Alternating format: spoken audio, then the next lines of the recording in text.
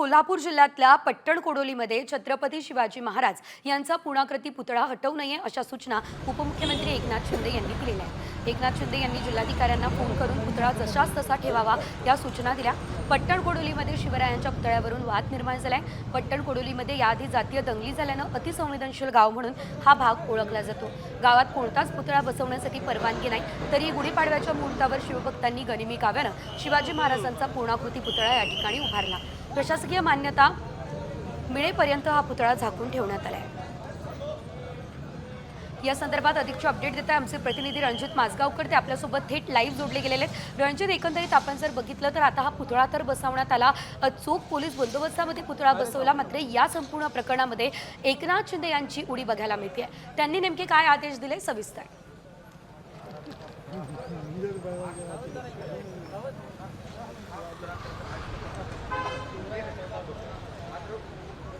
Hello register machine घालो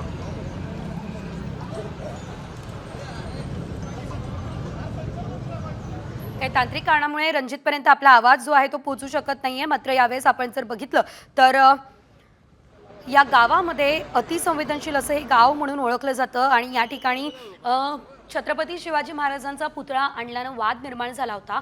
मात्र आता थेट जिल्हाधिकाऱ्यांना आदेश देण्यात आलेले आहेत। एकनाथ शिंदे जे राज्याचे उपमुख्यमंत्री आहेत त्यांनी स्वतः हे आदेश दिलेले आहेत, त्यामुळे हा पुतळा हटवू नये असं देखील सांगण्यात आलेलं आहे। आता पुढे नेमकं काय घडतं, हा पुतळा उठवला जातो किंवा नाही हे बघणं देखील तितकंच महत्त्वाचं असणार आहे। एकंदरीत आपण जर बघितलं तर या ठिकाणी काही जे नागरिक आहेत त्यांनी आक्रमक होत हा पुतळा हटवण्याची मागणी केलेली होती, मात्र हा पुतळा हटवू नये असं स्वतः जिल्हाधिकाऱ्यांना आदेश देण्यात आलेत।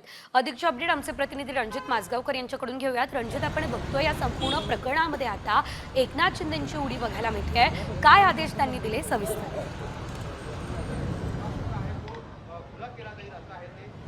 मी सुरुवातीला दर्शकांसाठी इथली परिस्थिती सांगतो। मी सध्या पट्टण कोडोली परिसरात आहे आणि ज्या ठिकाणी छत्रपती शिवाजी महाराजांचा पुतळा होता त्या ठिकाणी आता मंडप घालण्याचं काम सध्या सुरू झालेलं आहे। मुख्यमंत्री उपमुख्यमंत्री एकनाथ शिंदे यांचा कोल्हापूर जिल्हाधिकाऱ्यांना काही वेळापूर्वीच फोन झाला।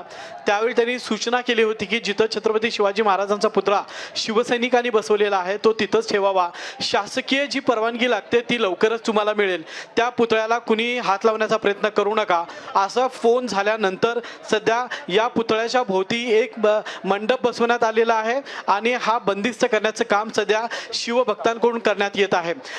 30 तारखेपासून शिवाजी पुतळ्याचा वाद पट्टण कोडली परिसरात सुरू होता। कुठलीही परवानगी न घेता शिवसैनिकांनी हा पुतळा बसवला म्हणून पोलीस प्रशासन आणि महसूल विभागानं याला विरोध केला होता। तसंच सर्व परवानग्या घेऊन हा पुतळा बसवावा अशी मागणी सुद्धा पोलीस प्रशासनाने केली होती, मात्र शिवसैनिक आपल्या मागण्यांवर ठाम होते। आज सकाळपासून पट्टण कोडोलीमध्ये पुन्हा तणाव निर्माण झाला होता, त्या पार्श्वभूमीवर गाव बंद ठेवण्यात आलेलं होतं। सध्या जोरदार घोषणाबाजी सुरू झाली आणि इथं कुठलाही तणाव निर्माण होऊ नये, अनुचित प्रकार घडू नये यासाठी आता स्वतः उपमुख्यमंत्री एकनाथ शिंदे यांनी थेट मध्यस्थीची भूमिका घेत तोडगा काढत त्यांनी जिल्हाधिकाऱ्यांना फोन केला आणि या पुतळ्यासंदर्भात सर्व प्रशासकीय परवानगी लवकरच मिळेल, हा पुतळा तुम्ही हटवू नये अशा सूचना त्यांनी केलेल्या आहेत। त्यामुळे सध्या या परिसरातला तणाव निवळलेला आहे। निश्चितच धन्यवाद रणजित दिलेल्या सर्व सविस्तर अपडेटसाठी।